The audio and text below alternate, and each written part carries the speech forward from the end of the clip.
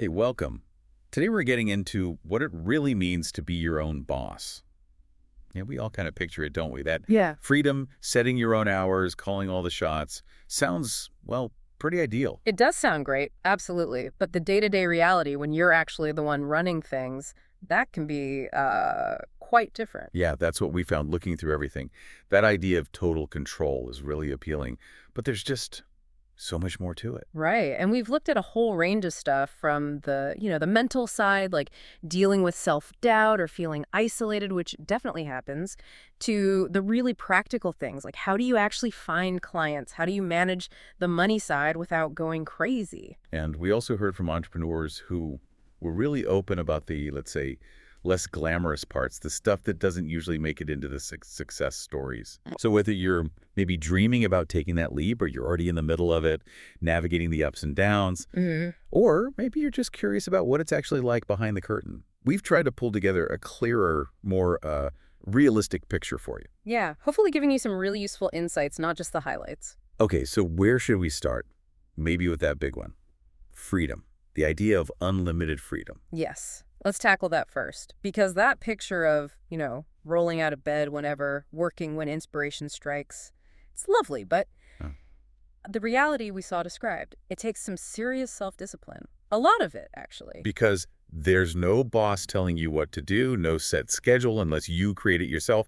You're building that whole structure. Completely from the ground up. And it's not just about, like, managing your calendar. Now, it's that constant mental energy, isn't it? Yeah.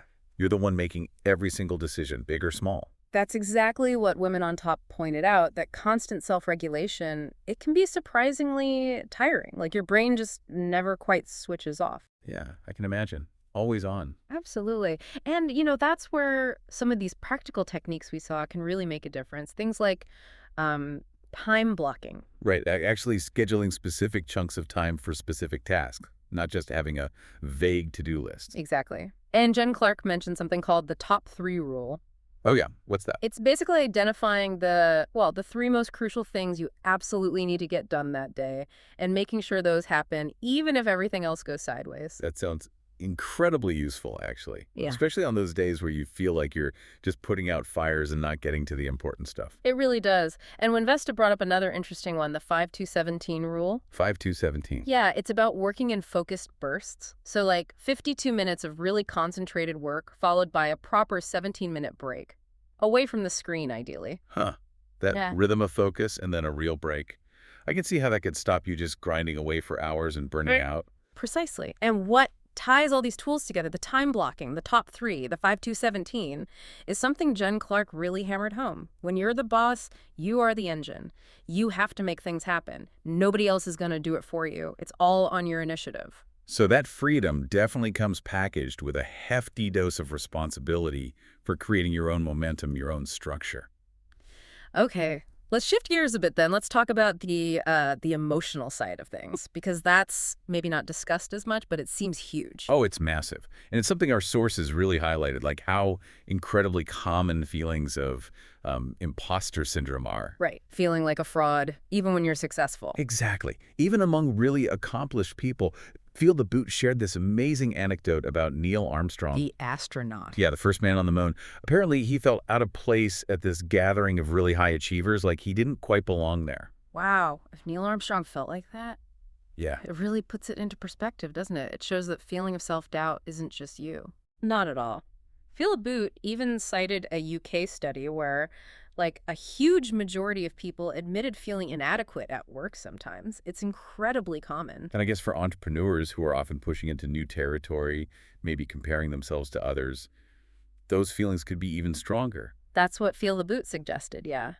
And the danger is it can make you hold back, right? Yeah. You don't take risks, you maybe should, you doubt your decisions, and that can seriously slow down your business growth. Okay, so that's the internal battle.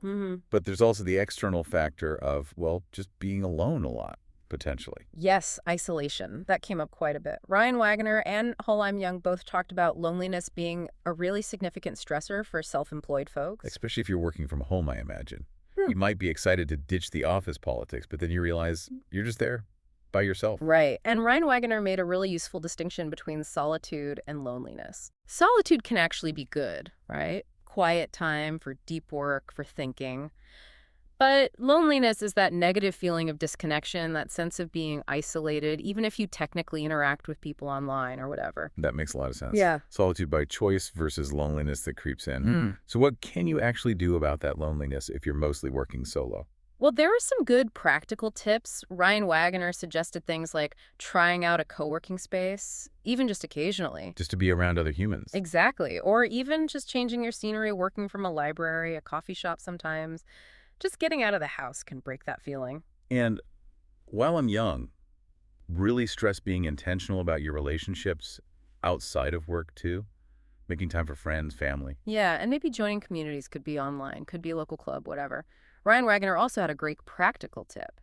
Make definite plans for the evenings. Like actually schedule social stuff. Yeah. Yeah. Having something concrete to look forward to with friends or family can really help combat that isolation that might build up during the solo workday. It gives you that connection. So important.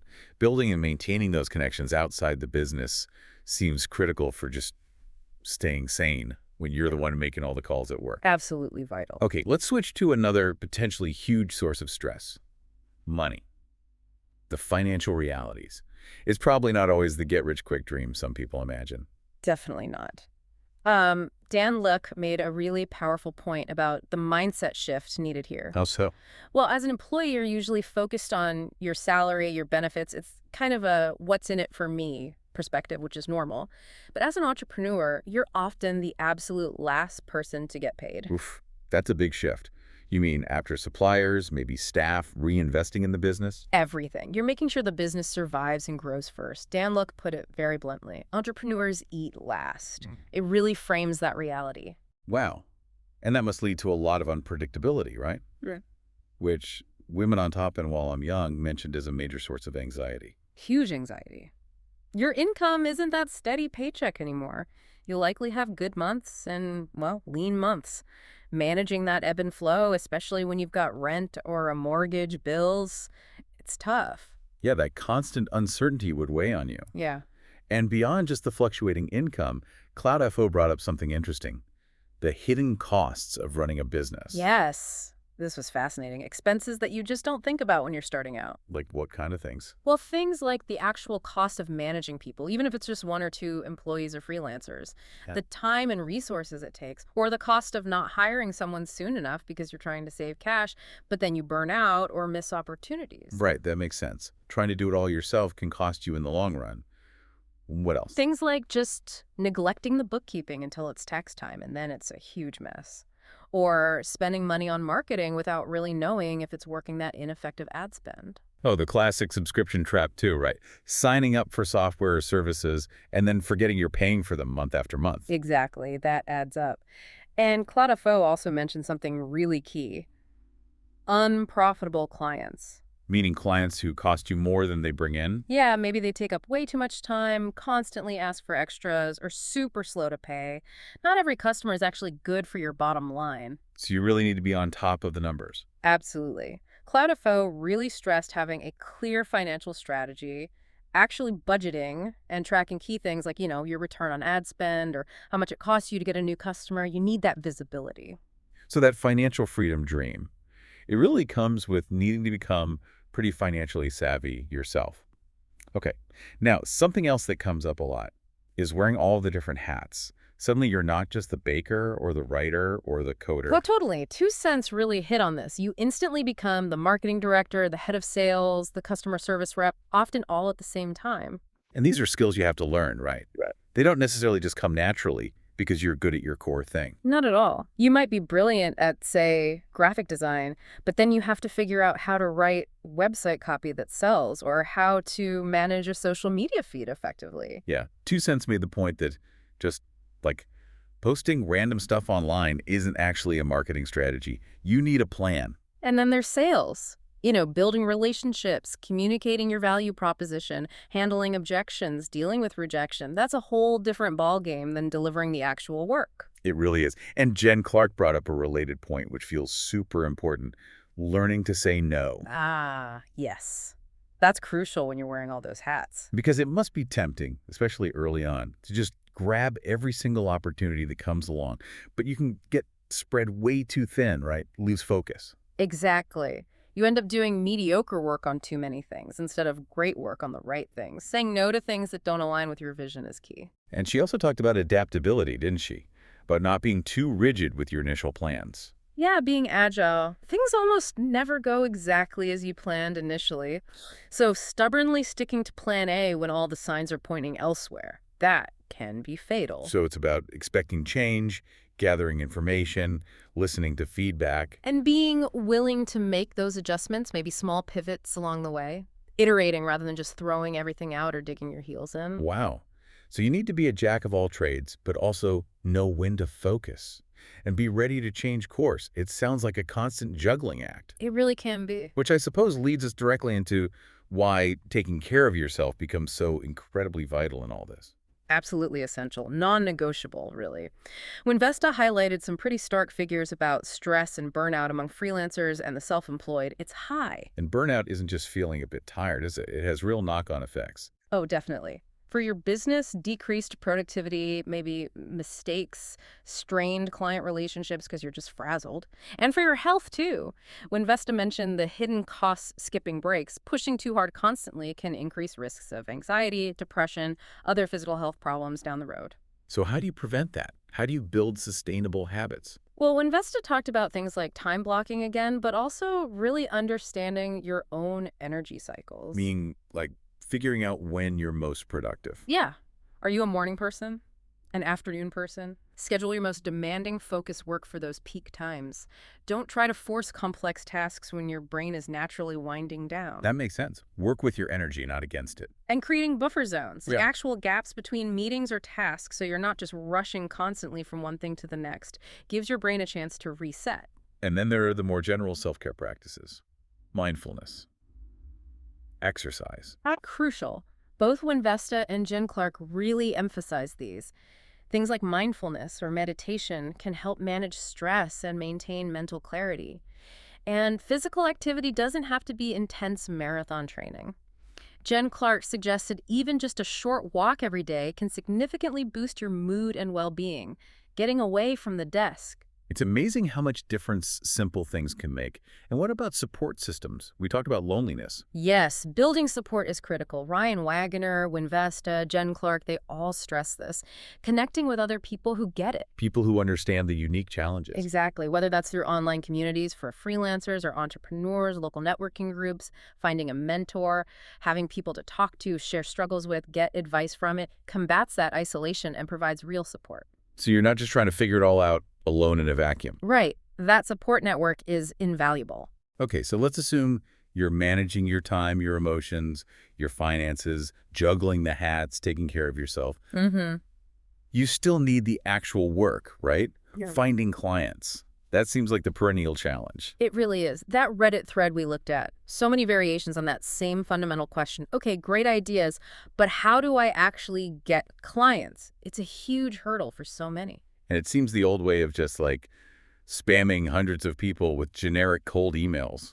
That doesn't really work anymore, or at least not well. Yeah, the consensus on Reddit was pretty strongly against that. The emphasis was much more on personalization, taking the time to research a potential client, tailor your message, show you actually understand their needs, rather than just a copy-paste blast. Makes sense. People respond better when they feel like you're talking to them, not just at them. Absolutely. And what came up repeatedly as being much more effective, good old-fashioned word of mouth. Referrals from happy clients. Exactly. That seemed to be the #1 way people found consistent work, delivering great results for your existing clients so they recommend you to others. In networking too, right?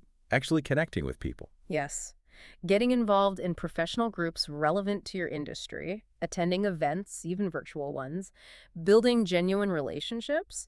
Someone mentioned maybe doing some pro bono work when you're starting out, specifically to get testimonials and build that initial word of mouth. That's a smart strategy. Build proof, get reviews. And the thread also really highlighted the need to actually develop some marketing skills yourself. You can't just rely on referrals forever, usually.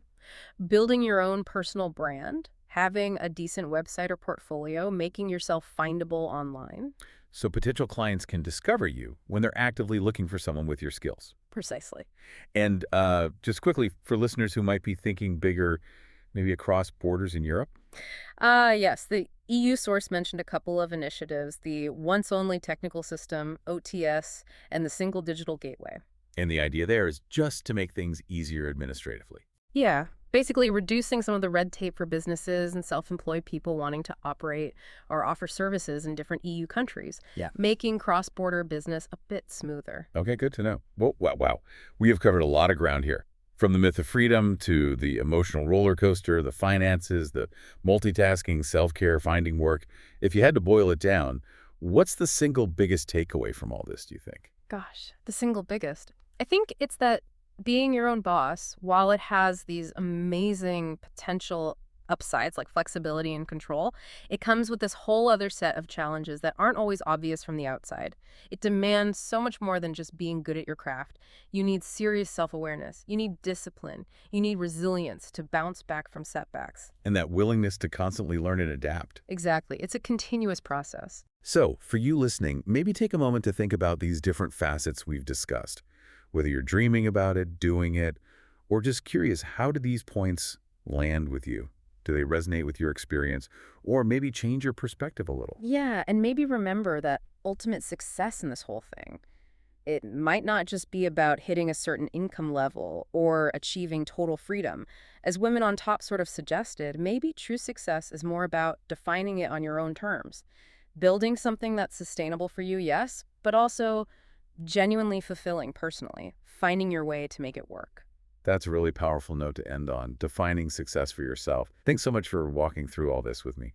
My pleasure. It was fascinating to connect all these different pieces. And for everyone listening, we really encourage you to keep exploring, keep learning from others who've walked this path. There's so much experience out there. Until next time,